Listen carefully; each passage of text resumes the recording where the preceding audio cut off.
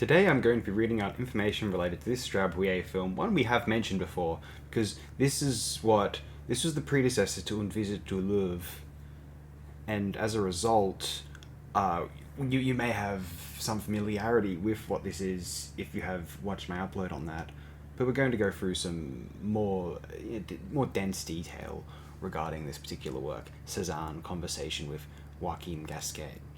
An exchange of memories spanning over 250 years interweaves everything from the philosophy of Empedocles to excerpts from Madame Bovary, the Jean Renoir film that is, to extant paintings by Cézanne, to the buildings of the artist's village at Mont Sainte-Victoire. That's the description you can find on IMDb.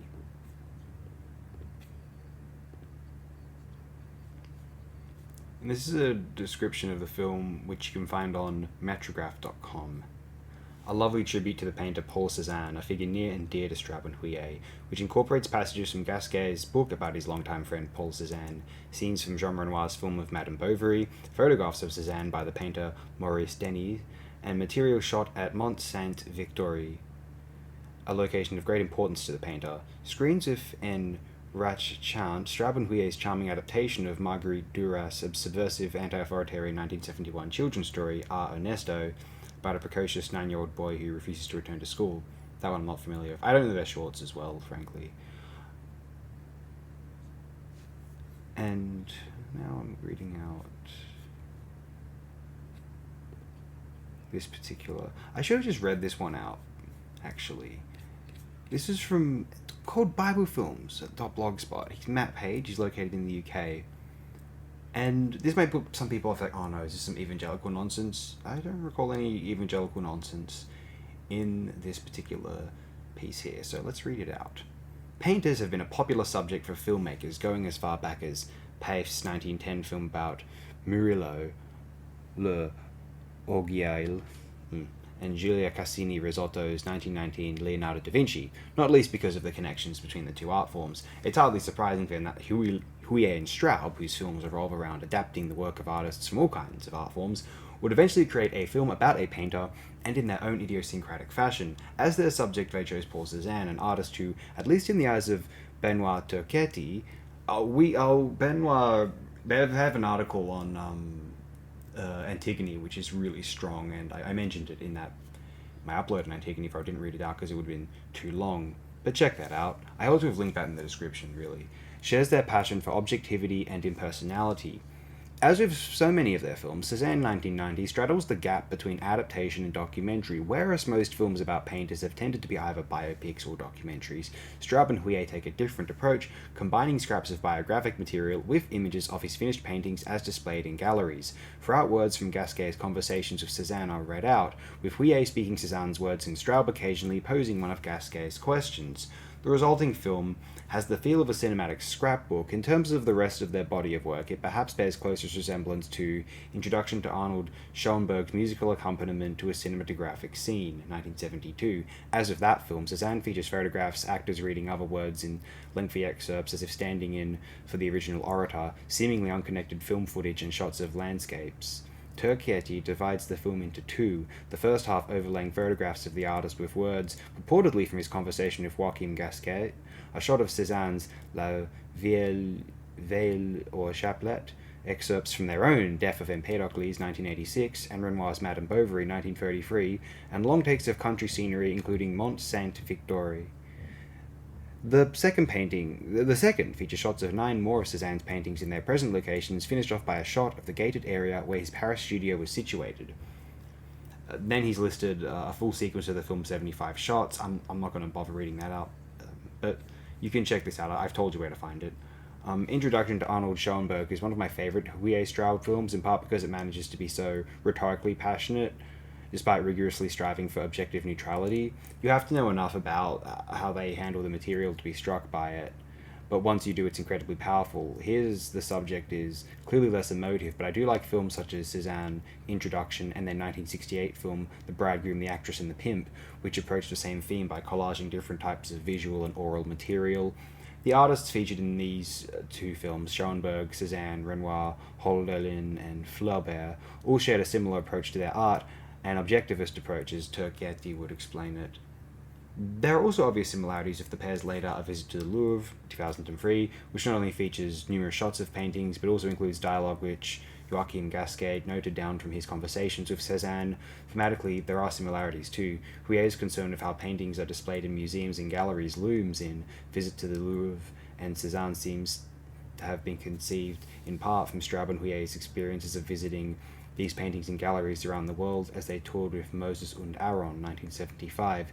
Huillet railed against the horrible madness of making them invisible by hiding them behind protective glass. Elsewhere, Straub talked about paintings being prisoners of a museum. It is perhaps because of this that the film makes so much of framing. It is perhaps best known for the manner in which it displays the 10 paintings by Cézanne. Whilst the majority of them are in landscape format, meaning it would have been easy for Huillet and Straub to crop out the gallery's frames, they not only include them, but also include a little of the museum's wall. This is partly out of a sense of objectivity and respect for Cézanne's original compositions and framing.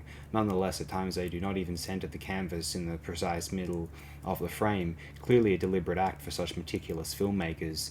This presentation draws attention to the painting's imprisonment and how paintings created to capture and reflect light are now trapped inside under artificial lights. It also distorts perspective. The film frame makes every painting the same scale. Their relative sizes are equalized, even if they are actually very different.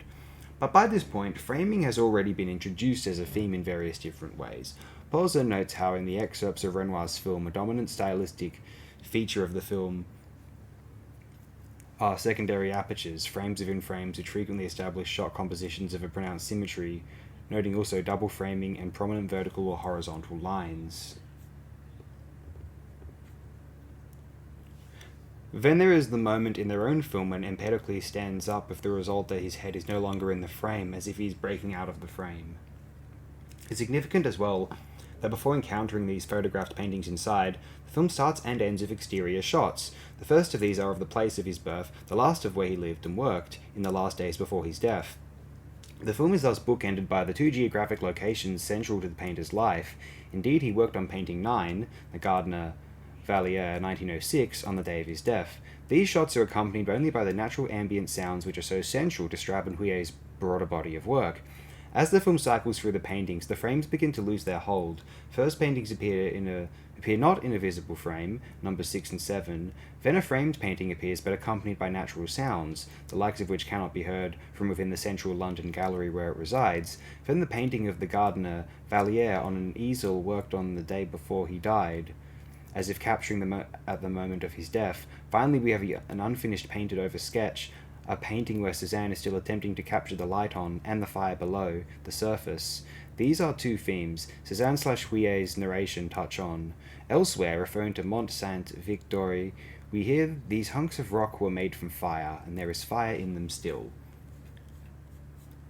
That penultimate shot of the Gardner Valliere gets increasingly meaningful the more you probe. It is one of 9 attempts at the character by Cézanne late in his life, 6 oil paintings and 3 watercolours, and the film lends them and itself an air of melancholy by Cézanne/Huillet reflections which end with C'est effrayant la vie, life is terrifying. Gasquet himself discusses these works, though not in one of the passages in the film, claiming that when the old gardener failed to show up for sittings, the artist modelled for himself, setting himself up in front of the mirror. This corresponds in a way to the relationship between the first painting displayed in the film, La Vieille au Chapelet, Old Man with Rosary, and the ensuing clip from Renoir's Madame Bovary.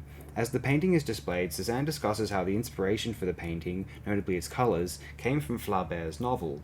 In many of Straub and Huillet's films, there's a fascination with texts and layers of history. Here things are simpler than with their work set in the ancient world, but the use of Gasquet's recollections is one way in which this surfaces. There is the original conversations between the two men, Gasquet's subsequent recording of them much later, and then Huillet/Straub's selection, abridgment and performance of them. Like anyone, Gasquet's words are prone to the loss and distortion of the memory of these events, and the possibility of deliberate embellishment or fabrication. Gasquet's words frame our impressions of Cézanne, and their unreliability highlight the inaccessibility of the past. In a similar fashion, even our impression of Cézanne's art is limited and distorted by their being filmed. Variations in colour, lighting, grain and perspective all change how the viewer sees the paintings. That this film was originally commissioned by a gallery to accompany an exhibition of a selection of the artist's works only adds a further interpretive layer. It reflects that is so central to Moses und Aaron, The tension between a purity vision and the impossibility of communicating it more widely without reducing or distorting it.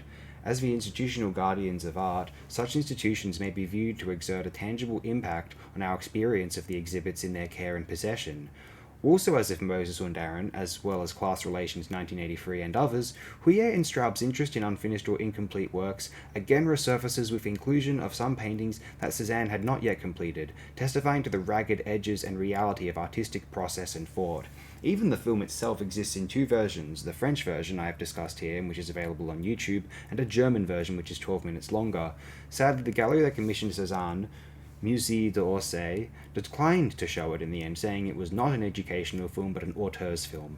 Yet despite such a poor initial reception, Cézanne has gone on to become one of their most analysed latter works, at least among English language texts, given more serious consideration than their more popular films from the final third of their career.